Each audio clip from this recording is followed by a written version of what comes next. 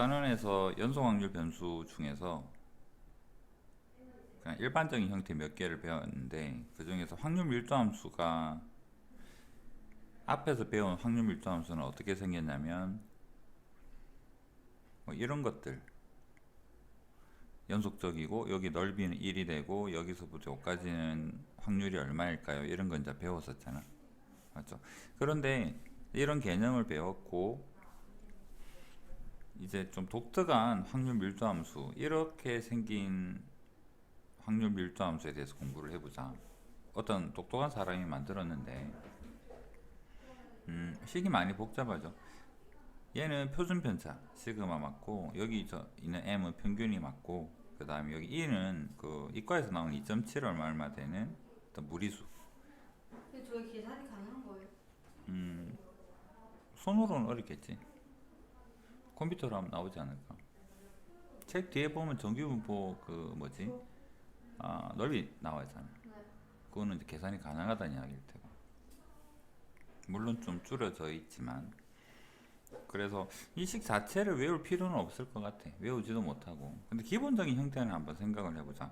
요렇게 생겼는데 요거 좀 줄여서 다시 한번 적어보면, 상수 다 버리고 적어볼게. 상수 없고 상수 다 버리고 하면 얘가 시그마의 1, E가 익숙치가 않을 때니까 그냥 한 2.7 정도, 2라고 하자. 2 마이너스 2의 시그마 제곱에 x 마이너스 m, m도 귀찮다. x, 이건 그냥 그대로 적자. x 마이너스 m의 제곱. 이런 형태라면 표준 편차가 분산이 커지면 표준 편차 커지는 거지.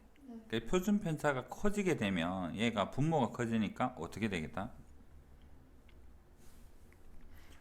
표준 편차가 커지면 요 그래프가 전체 개수가 작아지는 효과를 내잖아. 그럼 얘는 좀 아래로 달라붙는 이런 느낌의 그래프일 것 같고, 표준 편차가 작아지면 개수가 커지는 거니까, 앞에 있는 개수가 커지니까 얘는 조금 높이 달려있는 이런 그림일 것 같고, 그 다음에 얘는 x-m, 자 생각해보자. x-m 지우고 얘가 만약에 x제곱만 있었다 그러면 우리는 여기서부터 여기까지를 비록 지수 형태를 띄고 있지만 x자리에 음수를 넣거나 양수를 넣거나 같아요 해서 우함수 y축 대칭이에요 라고 이야기를 했겠지. 이 자체로는 y축 대칭일 거야. 그런데 여기에서 x가 아니라 얘가 x-m의 제곱 형태, 변수가 여기 x가 여기밖에 없는 거잖아. 그러면 y축 대칭 형태가 얼마만큼 x방향으로 m만큼 평행이동이 되었어요 라고 생각할 수 있겠지. 그러니까 얘는, 이 그래프는 m에 대해서 서로 왼쪽 오른쪽으로 대칭의 형태를 띠고 있겠네. 여기까지는 이해되겠죠. 그래서 이렇게 복잡한 식 전체를 외울 필요는 없지만 그래프 자체는 m에 대해서 서로 대칭의 형태인 거고, 그 다음에 표준 편차가 또는 분산이 커지면 분모가 커지는 효과를 내어서 좀 퍼지는 형태. 중학교 때 통계 생각을 해보면 얘는 분산이 흩어짐, 산포도에 대한 산포도 얼마나 흩어져 있나요? 산포도의 그 대표적인 이렇게 분산이랑 표준 편차인데,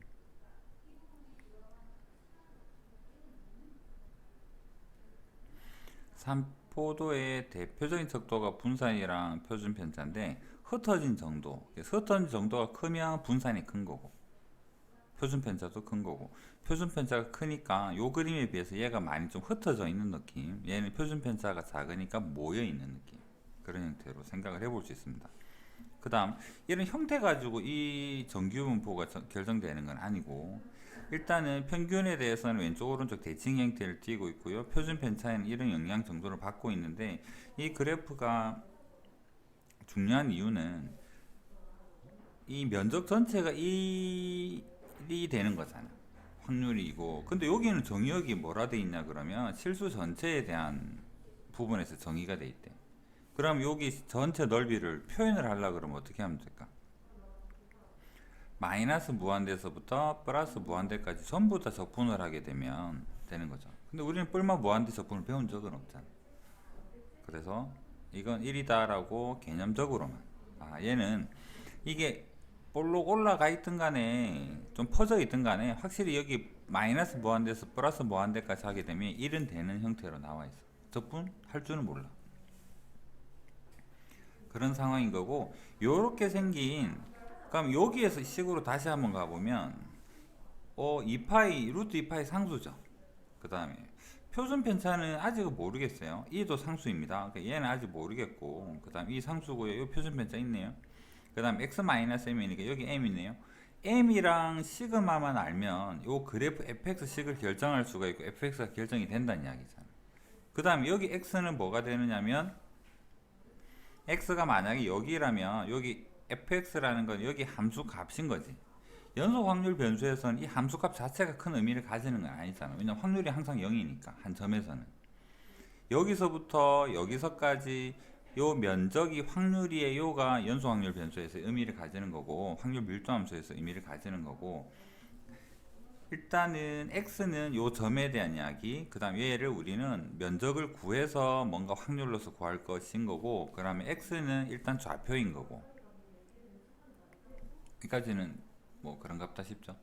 그럼 이 그래프 fx의 형태를 결정짓는 것은 두 가지 변수밖에 없습니다. 그럼 m이랑 분산 시그마 제곱 또는 표준 편차 시그마를 안다면 뭐를 fx를 결정할 수가 있죠.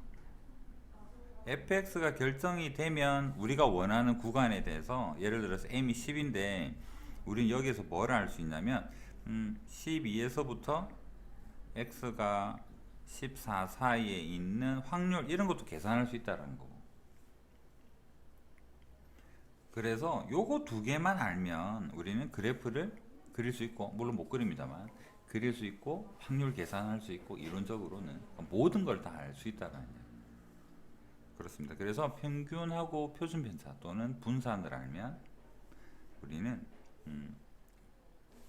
모든 값을 다 알 수 있다. 그럴 때 요렇게 생긴 확률 밀도 함수를 가지게 되는, 물론 m이랑 시그마 제곱에 따라 생긴 건 좀 달라지지만 요런 식의 형태를 가지는 fx를 확률 밀도 함수로 하는 분포인 확률 변수 x의 분포를 우리는 정규 분포다라고 이렇게 부르겠다. 짧게 이야기하면 그래프가 이렇게 생긴 분포를 우리는 정규 분포라고 부르겠다 라고 정의를 하겠습니다. 그럼 성질 한번 보면, 자, 앞에서 했던 내용하고 비슷합니다. 성질은 평균에 대해서 대칭의 형태를 띠고 있다라는 겁니다. fx에서 x-m x-m의 제곱의 변수를 가지고 있기 때문에 m에 대해서 대칭 형태를 띠고 있다. 그 다음에 정근선은 얘가 이거 다가가는 거니까 x축이 정근선이 되는 거는 당연한 거고, 이건 어디에서도 뭐 물어본 형태는 아닌 거고. 그 다음에 x는 m일 때, 확실히 그림으로 볼 때는 xm일 때 최대인 것 같죠. 최대값은 여기 대입해서 이런 값을 갖는데, 이건 솔직히 몰라도 상관없습니다. 물어보지도 않아요. 최대값 갖는다는 식을 알아야지만 알 수 있는 거잖아. 근데 우리는 식을 외울 수도 없는 거기 때문에 얘는 그냥 그렇다 라고 알고 넘어가고, 그 다음 면적의 넓이 1이, 그 사이의 넓이는 1이다 라는 걸 우리는 적분할 수가 없습니다. 근데 얘가 확률 밀도 함수이기 때문에 넓이는 1이겠죠. 그 다음 m 값이 일정할 때, m 값은 다시 한번 돌아가 볼게요. 얘는 x제곱이라는 변수를 가지고 있는 함수가 m만큼 평행이동한 거잖아. 맞죠? 그러면 얘는 위치에 대한 정보를 알려주겠죠. m의 값이 일정할 때는, 위치가 일정할 때 시그마 값이 클수록, 아까 제일 앞에 여기에서 개수가 뭐가 있었냐면 fx는 시그마 1 곱하기 어떤 식 지수함수 형태를 띠고 있었죠. 그래서 시그마가 크면, 분모가 크면 곡선은 아래로 낮아지는 형태가 될 것이고 양옆으로 퍼진다. 전체 넓이가 1로 고정이 되어 있기 때문에 요 속에 들어가는 양은 일정할 텐데 낮아지면 옆으로 퍼질 수밖에 없는 거잖아요. 여기는 낮다간데 얘만 작아질 수는 없으니까. 그 다음에 표준 편차가 일정할 때는 m의 값이 변하면, m의 값은 평행이동이 된 위치 이야기하는 거죠. 그래서 m의 값이 변하면 대칭축의 위치는 바뀌는 거고 곡선의 모양은 같다. 아까 식에서 보면 여기 시그마가 곡선 모양을 결정을 지을 거고 그 다음에 m은 아까 x 마이너스 여기밖에 없었죠. 그래서 시그마가 일정하게 되면 표준 편차가 일정하면 분산이 일정하면 정규 분포 생긴 그래프는 똑같다. 똑같은 성질을 가지고 있다. 위치는 조금 다를 수가 있다.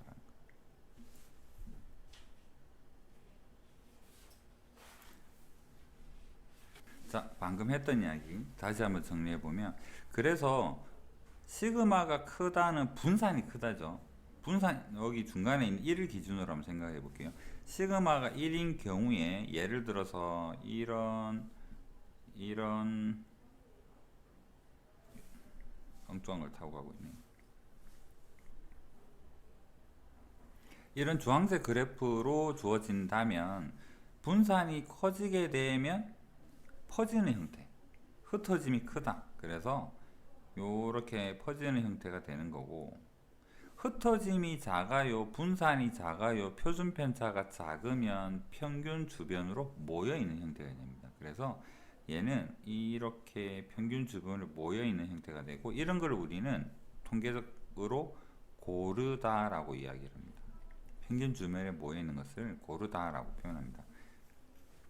그 다음에 표준 편차가 전부 다 같으면 생긴 그래프에 생긴 형태는 똑같이 생겼습니다. 정규분포가.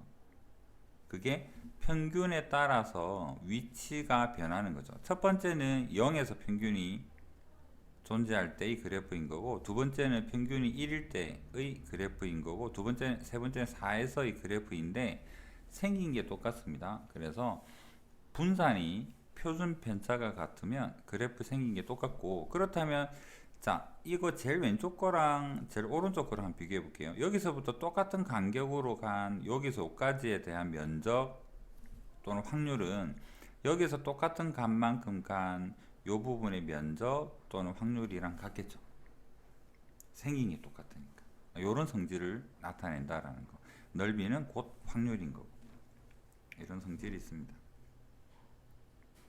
그래서 위치는 대칭축, 위치는 m이 결정하고 생긴 거는 시그마가 결정한다 라고 볼 수 있다. 가장 기본적인 성질입니다. 자, 이 중에서도 정규 분포 중에서도 좀 가장 일반적인 모습인 평균이 0이고 표준 편차가 1인 형태도 정규 분포 속에 있을 수 있겠죠. 얘를 우리는 표준 정규 분포라고 부를 겁니다. 얘를 왜 따로 공부를 할 거냐 그러면 현실 세계에서는 너무나 많은 분포가 존재하거든.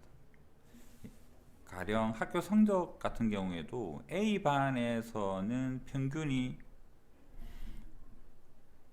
50점에다가 뭐 표준 편차가 5점인 이런 형태를 띠고 있고, B반 같은 경우에는 여기는 잘하는 친구들이 많아서 평균이 60이고 표준 편차는 1점이라서 얘는 61점이 되고, 이런 형태의 어떤 분포를 띈다면 A반하고 B반에 대해서 뭔가 성적을 비교하고 싶은데 평균이 50일 때랑 그 다음 표준 편차가 5가 되는 경우랑 그 다음 평균이 60일 때랑 표준 편차가 1이 되는 경우를 전부 다 각각 뭔가에 대한 면적을 또는 확률을 여기 예를 들어서 여기랑 이거 확률 계산을 어떻게 하느냐 그러면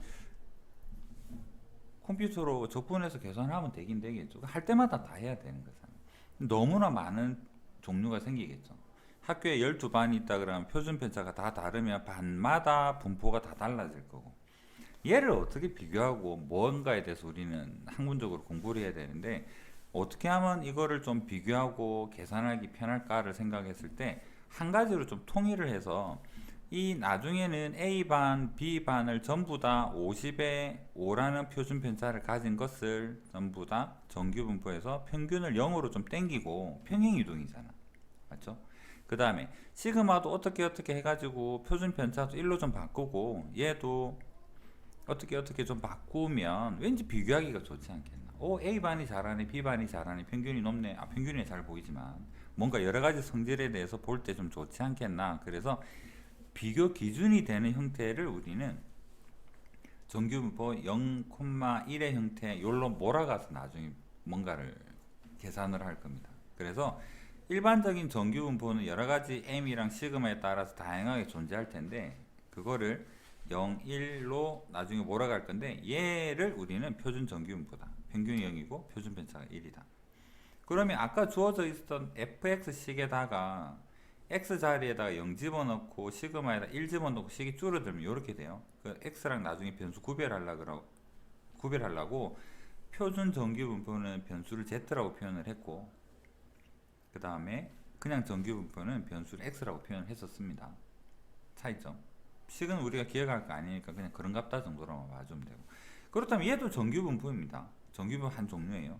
그 다음 z도 확률 변수 맞습니다. 그러면 x축이 z고 그 다음 m이 0이기 때문에 y축에 대해서 대칭 종모양을 띄고 있는 거고 그냥 우리는 아직 표준편차 1이 어떤 의미를 가지는지는 모르겠습니다. 그래서 예를 들어서 여기가 표준편차로 1이라 그러면 아 여기서 여기까지의 넓이가 여기서 요 사이에 대한 확률이겠군 요 정도만 알고 있는 거죠. 여기까지는 뭐 이해되겠습니까? 그 다음에 여기서 뒤에서 그 표 보는 방법 나와 있는데 모든 확통책 뒤에는 정규분포 표가 있습니다. Z가 1이면 예를 들어서 1은 없네요. 2.05, 1.05, 1.25라는 어떤 Z 값일 때 확률 얼마지? 우리 할 때마다 그걸 적분할 수는 없는 거잖아. 그럼 저 뒤에 표를 보면 Z가 여기는 소수 첫째 자리까지 그 다음 여기는 소수 둘째 자리까지 찾아보면 0.3944라고 나와 있죠. 얘가 뭘 의미하느냐면 0에서부터 1.25까지에 대한 요 넓이가 뭐로 표현이 된다? 0.3944 이렇게 표현이 되는 겁니다. 정규분포는 오른쪽 방향으로만 표가 나와 있습니다. 왼쪽은 없어요. 왜 없을까? 좌우대칭이니까. 예를 들어서 여기에서 마이너스 1.25에서부터 0까지의 확률은 얼마일까 하면 0에서 1.25까지 넓이 같죠. 대칭 형태니까. 아, 그럼 얘도 뭐가 되겠다? 0.3944가 되는 거고 또 P Z가 마이너스 1.25에서부터 1.25까지 넓이 또는 확률은 얼마인가요? 그러면 대칭 형태니까 표 찾아봤더니 절반밖에 없네. 그러면 얘랑 넓이가 같을까요? 그럼 얘 2배 하면 되겠죠. 그래서 2 곱하기 0.3944 이런 형태로 응용을 해서 계산을 할 수가 있을 것이다. 실제로는 뒤에 표를 봐야 되는데 문제마다 다 주어집니다. 그 다음 표 값은 우리가 암기 대상이 아니에요. 항상 찾아서 하는 거예요. 여기까지가 표준 정규분포에 대한 기본적인 개념입니다.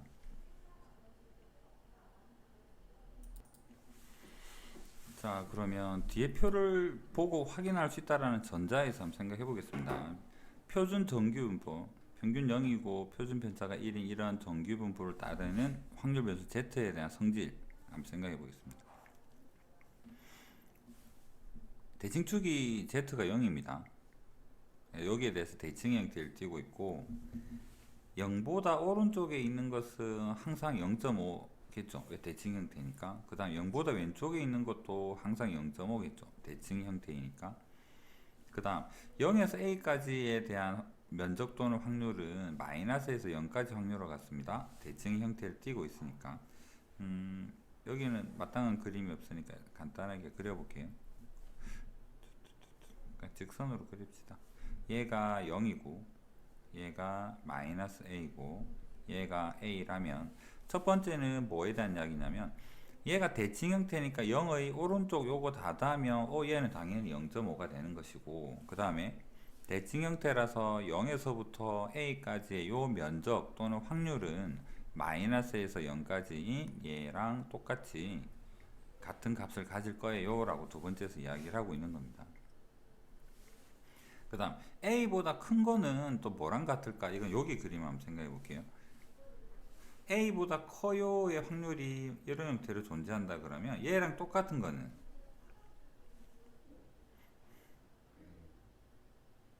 요거 구하는 것부터 먼저 생각합시다. 우리는 그 정규분포 표에서는 항상 뭘 알려주느냐면 0에서부터의 값만 알려줘요. 0에서부터 예를 들면 1까지 z가 1까지 여기에 대한 확률은 얼마예요? 라고 알려주거나 0에서부터 뭐 1.2까지의 확률은 얼마예요? 이런 형태로 무조건 0에서만 알려줍니다. 근데 우린 궁금한 게 뭐냐 그러면 A보다 큰 거 궁금하거든. A 오른쪽 요거 얼마예요? 라는 거. 그러면 이건 어떻게 구하면 될까? 0에서부터 오른쪽으로 전부 다 끝까지 가게 되면 얘 확률이 0.5라는 걸 우리는 이미 알고 있죠. 거기에서 뭐를 빼자? 여기 이 부분을 빼게 되면 우리는 얘를 알 수가 있겠죠. 얘는 어디서? 표에서 찾으면 되는 거. 그래서 결론적으로 A보다 큰 확률이 궁금하다 그러면 0보다 큰 전체 0.5에서 0에서부터 A까지에 대한 확률을 빼서 계산을 합니다. 왜? 얘만 표에 나와 있지 이거는 표에 없거든. 뭐보다 커요? 이거 없습니다. 항상 표는 0에서부터 어디까지에 대한 정보를 줍니다. 그 다음 A가 양수인 경우 한번 생각해 볼게요. A가 양수인 경우에 A보다 작아요 라는 말은 어떤 의미냐면 A보다 아래쪽에 있는 이 모든 확률을 이야기를 하는데 절반은 계산 안 해도 되죠. 이 부분은 계산해봐야 그러니까 자동적으로 얘는 0.5가 되는 거잖아요. 맞죠? 그럼 이 부분만 뭐를 표에서 찾아서 이 부분만 우리가 표에서 찾아서 확률을 구한 다음에 얘를 더해주면 되죠. 그래서 A보다 작아요는 0까지에 대한 확률 0.5 더하기 0에서 A까지 얘는 표를 찾아서 하게 되면 확률을 구할 수가 있다라는 이야기입니다. 그 다음 가장 우리가 일반적으로 자주 쓰는 게 A에서부터 B 사이에 대한 확률입니다. 뭐 얘를 돕기 위해서 얘가 1이라고 하고 얘를 2라고 생각을 해볼게요. P 1에서부터 2 얘가 궁금하다 그러면 항상 표현은 뭐가 0에서만 존재한다 그랬죠. 그럼 얘는 0에서부터 2까지의 확률에서 0에서부터 1까지 확률을 빼면 우리가 원하는 1에서 2까지 확률을 구할 수가 있을 것이다. 그 다음에 얘가 A가 양수일 때 마이너스 A1이라고 생각해 볼게요. 마이너스 1에서부터 2까지 확률이 궁금해요. 그러면 여기에서부터 이 부분이랑 그 다음에 이 부분을 따로 계산을 해야 될 것 같은데 파란색은 마이너스에서 0은 뭐랑 같다? 확률 마이너스에서 0까지의 확률은 0에서부터 A까지 확률이랑 같죠. 표에는 얘가 없거든. 그래서 얘를 계산을 한다는 이야기입니다. 왜? 같으니까. 대칭이니까. 그 다음 얘는 P 0에서부터 B까지는 표에서 찾으면 돼요. 그래서 결론적으로 이렇게 생긴 거는 0에서 A까지 확률이랑 0에서 B까지 확률이랑 둘을 더해서 계산을 하면 되겠다.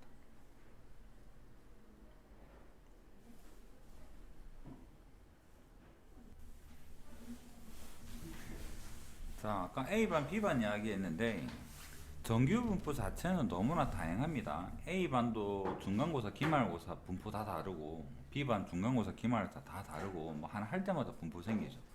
근데 우리는 비교를 하고 싶어. 확률도 계산하고 싶고.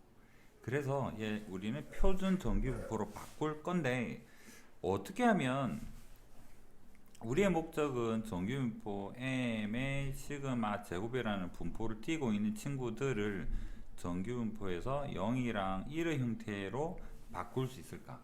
얘는 변수가 x고요. 얘는 변수가 z입니다. 그냥 약속입니다, 우리끼리. 아무 다른 문제에도 상관없지만 전부 다 이렇게 나와요. 자, 그럼 x라는 변수를 z라는 변수로 바꿀 수 있는 것은 여기에다가 대입을 해보면 정규 분포가 0에서 1로 바뀝니다. 가령 이해를 돕기 위해서 평균이 50의 정규 분포인데 50의 5의 제곱이다 이런 형태의 분포가 있는데 얘를 우리는 뭐로 바꾸고 싶다? 0에서 1로 바꾸고 싶다면 x가 이렇게 생긴 거를 이렇게 바꾸고 싶다면 z는 뭐가 되나요? 그러면 시그마 분의 x 마이너스 m 여기다가 집어넣으면 이렇게 됩니다.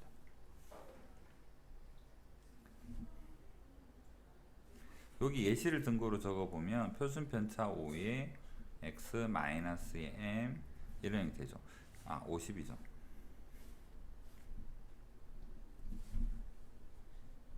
자, 연습 한번 해봅시다. x가 50이면 여기에다가 50 대입하니까 z는 0이죠. 맞는 것 같아요. 그 다음에 x가 만약에 55다. x가 55면 여기에다가 55 대입하니까 55 빼기 50에 1 나누니까 얘는 z값이 1이죠. 얘는 왜 1일까 생각해보면 여기에서 생각을 하면 얘가 55고 얘가 평균이 50인데 표준 편차가 현재 5잖아. 맞죠? 55는 평균에서 5니까 표준 편차만큼 오른쪽으로 간 거죠. 그러면 Z에서는 평균이 0이고 이거 한글로 표현해 보면 이 상황을 한글로 표현을 해 보면 얘는 평균 50에서 표준 편차 5만큼 오른쪽으로 더 간 거잖아. 근데 얘는 정규 분포에서 어떤 분포를 띄고 있었습니까? 0이고 1이죠. 그럼 얘는 평균에서 표준 편차 1만큼 오른쪽으로 가면 뭐가 되겠다? 1이 되겠다. 그래서 Z가 1이다 라는 의미가 됩니다. X가 55랑 동급인 가치는 Z가 표준 정규 분포에서의 변수 Z는 1이 된다. 하나만 더 연습해 볼게요. 자, X가 평균이 40이고 표준 편차가 3인 이런 분포를 띈대요. 여기에서 X가 46이라면 얘는 어떤 가치를 가질까? 평균에서 표준 편차 몇 배만큼 오른쪽으로 간 거다? 표준 편차의 몇 배? 표준 편차가 3인데 여기 제곱이 빠졌습니다. 9분의 6.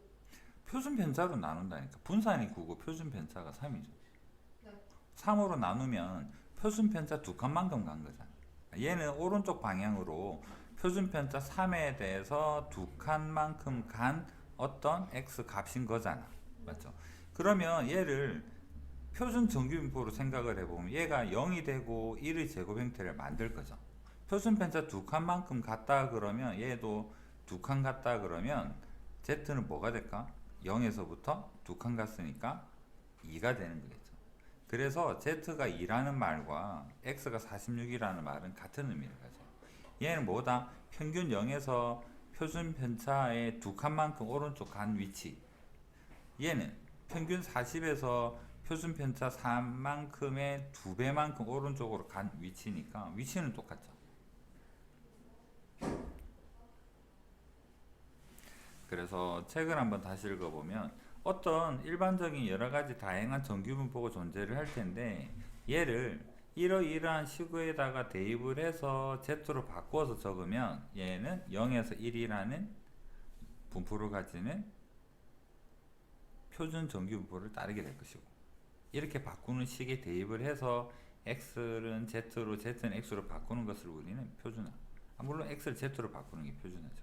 이렇게 바꾸는 것을 표준화라고 한다. 자, 확률 변수가 이렇게 따를 때 여기에 있는 이 식을 가지고 얘랑 얘가 개수 역할을 해주겠죠. 그 다음에 나는 x가 55일 때가 궁금해요. 그러면 여기 x 자리에다가 예를 들어서 앞에처럼 55를 대입하면 어떤 z 값이 나오겠지. 방금 예시를 든 건 얘가 1이었던 거잖아. 해서 z를 구해서 표준 정규분포 여기에다가 이 그림에다가 요 그림 어떻게 생겼을까? 얘도 당연히 정규분포니까 이렇게 생겼겠죠. 그러고 나서 z가 1이라고 0에서 1까지 확률이라는 것은 이렇게 표현이 될 때 얘는 표를 찾으면 나오겠죠.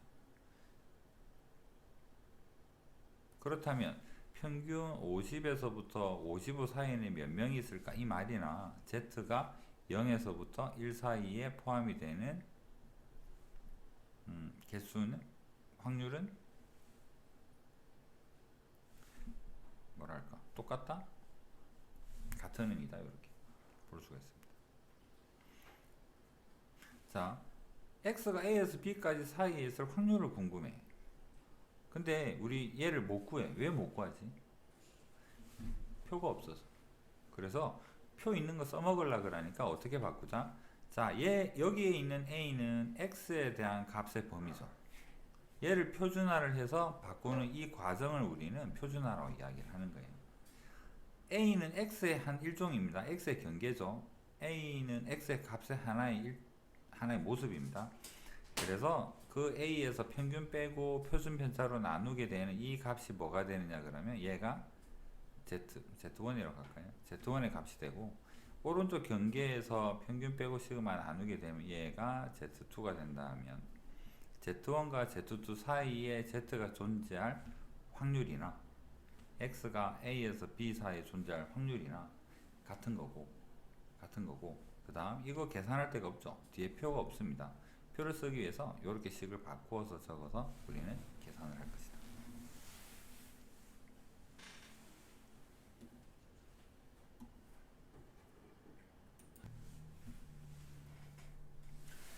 여기서 하나 연습해보고 갑시다.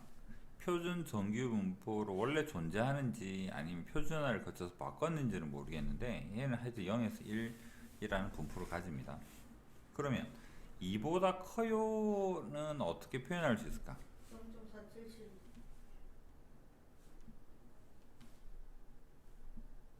2가 여기 있는데 이 부분에 얘가 궁금한 거죠. 근데 0에서부터 2 사이에 뭐가 있냐 그러면 0.4772가 있는 거고 여기서부터 끝까지는 0.5가 되는 거죠. 네. 근데 물어보는 게 2보다 커요니까 이거 물어봅니다. 이거. 그래서 얘는 0.5에서 0.4772를 빼면 여기에 대한 넓이 또는 확률을 계산할 수가 있다. 그 다음 0.5보다 작아요. 0.5가 1, 0.5 한 요 정도 되겠네. 0.5보다 작은 거는 이 전체를 구하세요 라는 이야기죠. 근데 전체를 구할 게 아니라 얘는 항상 0.5일 테니까 여기서까지만 한번 찾아봅시다. 0에서부터 0.5 넓이 찾으니까 얘가 0.1915라서 두 번째는 얘랑 얘를 더해서 답을 찾으면 되겠다. 그 다음 1에서 2 사이 여기를 1 정도 할까요? 1에서부터 2 사이에 대한 요 넓이 또는 확률 얘는 어떻게 계산을 하면 좋을까?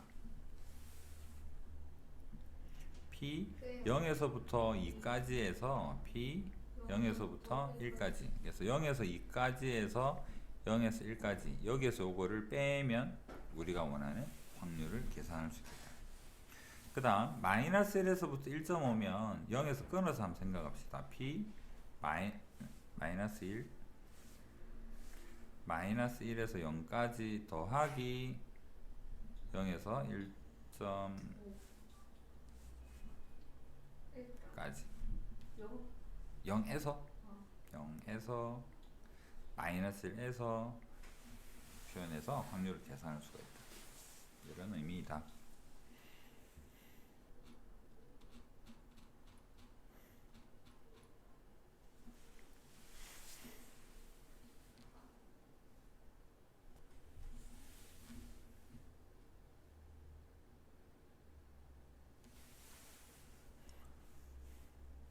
표준화하여 확률 구하기. 자, 확률 변수 x가 정규분포 40의 10의 제곱을 가지고 있다. 근데 얘를 표준화를 왜 해야 될까 하니까 표에는 평균 40의 표준 편차 10자리에 대한 뭔가 정보가 아무것도 없어. 그래서 얘를 바꿔야 돼요. 25를 뭐로 바꾸자? 25 마이너스의 평균 나누기 표준 편차 이렇게 하면 얘가 왼쪽 Z1이라는 경계가 되고 오른쪽에 40 얘가 40 마이너스의 40의 10은 0이 되고 그걸 얘를 표현해 보니까 얘를 수치로 마이너스 1.5에서 0까지에 대한 확률임을 표준을 통해서 알게 됐죠. 얘는 표에서 구할 수 있겠지. 당장 마이너스 1.5는 알 수 없지만 얘는 대칭성에 의해서 0에서 1.5랑 같은 개념입니다. 그래서 답은 여기서 1.5를 찾으니까 0.4332가 되더라. 쉽죠? 얘도 한번 찾아봅시다. 60의 오른쪽이라 그럽니다. 60을 표준화 시켜서 생각해보니까 60 빼기 평균 40 나누기 표준 편차 했더니 Z값이 인 거를 알게 됐어요. 아, Z가 2보다 크거나 같다. 여기 오른쪽 얘를 물어봅니다. 오른쪽 거는 잘 못 구하죠. 그래서 어떻게 한다? 0보다 크다라는 0.5 절반에서부터 0에서 2까지의 확률을 빼서 계산을 합니다. 얘가 0.5고 표에서 찾아보니까 0에서 2까지는 0.4332 0.477이라서 그래서 답을 계산할 수가 있다. 이게 표준화하는 방법.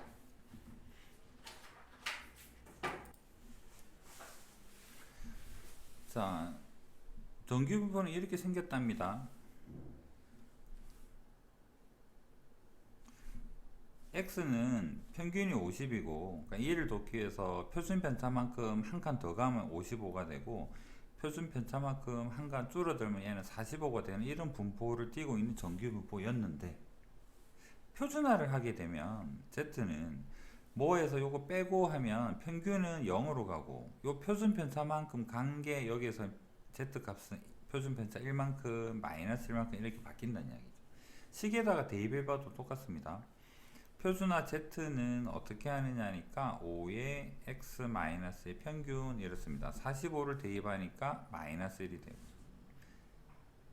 바꾸어도 변수를 바꾸어도 여기 차지하는 면적은 똑같다가 정규분포에서의 굉장히 큰 장점이죠. 그거 덕분에 바꾸고 있는 거고. 자, 이런 상황에서 뭐보다 크면 0.00131이래요. 자, 여기서 생각해 봅시다. 뭐보다 크면 이 확률이 x가 k보다 오른쪽에서 확률이 얘가 0.0013이다. 0.0013이면 그럼 남아있는 이 부분의 면적은 얼마가 될까? 0.5에서 빼면 여기 있죠? 4987 4987의 경계를 가지는 게 3.0이랍니다. 아, 그럼 여기에 해당이 되는 z값은 3이란 이야기죠.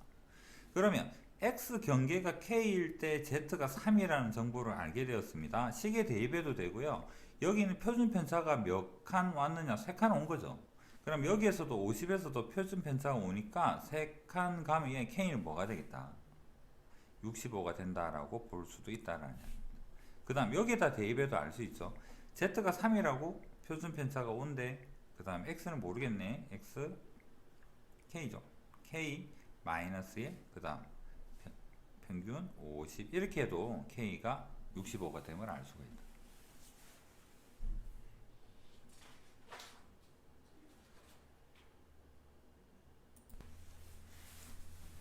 고등학교 2학년 학생 1000명의 평균은 164고 표준 편차 5입니다.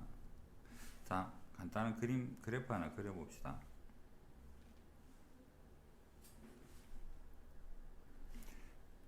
평균이 164고 표준 편차가 5라서 표준 편차 한 칸만큼 더 가면 169가 되고, 표준 편차 한 칸만큼 뒤로 오면 159가 되고, 이런 상황입니다. 오른쪽에서. 그러면 170 이상인 학생은 어떻게 구할 거냐? 170 여기 있죠. 170 요 부분에 대한 확률 물어봅니다. 1번 x가 170보다 커요에 대한 확률은 z로 바꾸면 얘는 170 빼기 평균 164 나누기 5. 자, 얘는 계산하면 얼마?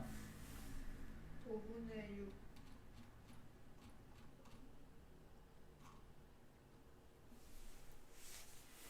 통계는 분수보다는 소수 많이 했습니다. 1.6. 1.6. 1.2보다 오른쪽에 있는 거 물어봤죠. 네. 얘가 z값이 구해봤더니 1.2인데 1.2보다 오른쪽에 거 물어봤다 그러면 우리는 표에서 뭐를 알 수 있다? 1.2까지 0에서부터 1.2까지의 확률을 표에서 찾을 수 있습니다. 1.2 얘가 0.3849라는 걸 알게 되었으니까 우리가 원하는 확률은 0.5에서 0.3849를 빼서 1151. 그 다음 160 이상 170 이하인 학생은 몇 명인가? 160은 여기 있고 170은 여기 있습니다. 요거는 여기서 구해놨으니까 이거 바로 갖다 써도 되겠네. 170. 맞죠? 그 다음 160은 z로 표현해 보니까 표준화하니까 z는 160 빼기 평균 마이너스 4. 마이너스 0.8. 0.8. 마이너스 0.8. 자, 0.8은 여기 있습니다. 0에서부터 0.8까지 확률이 0.2881이라는 말은 마이너스 0.8에서 0까지에 대한 이 확률도 쟤랑 똑같다는 이야기죠. 얘처럼 0.2881이 되겠다. 그래서 두 번째 답은 얘랑 둘을 더하면 답이 될 텐데, 사람을 물어봤네요. 확률을 물어본 게 아닙니다. 확률은 계산을 해보니까 0.2881 더하기 0.3849 해서 계산을 해보면 0.673 확률입니다. 근데 전체가 1000명이죠. 여기에다가 곱하기 1000명 하면 673명 이하이다라고 볼 수가 있다. 이하가 아니라 673명이다.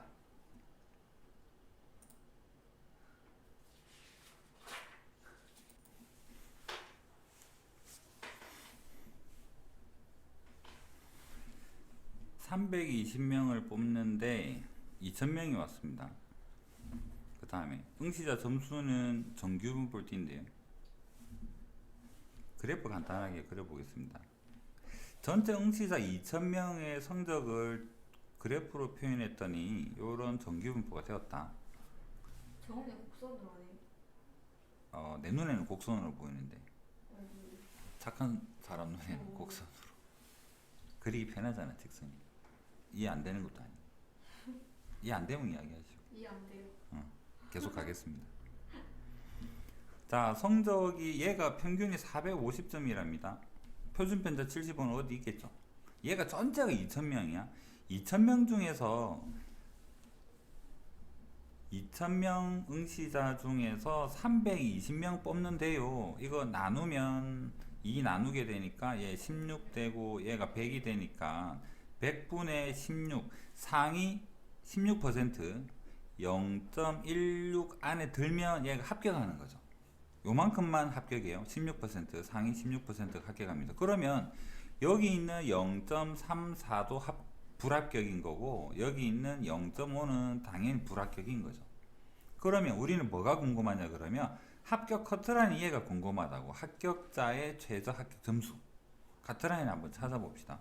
자, 그러면 얘가 확률이 0.16이에요. 얘가 확률이 0.34예요. 그런데 0.34를 여기는 x인데 z 표준화에 대한 값으로 보면 여기가 z가 1이 된다라는 걸 알게 됐죠. 얘는 0인 거고.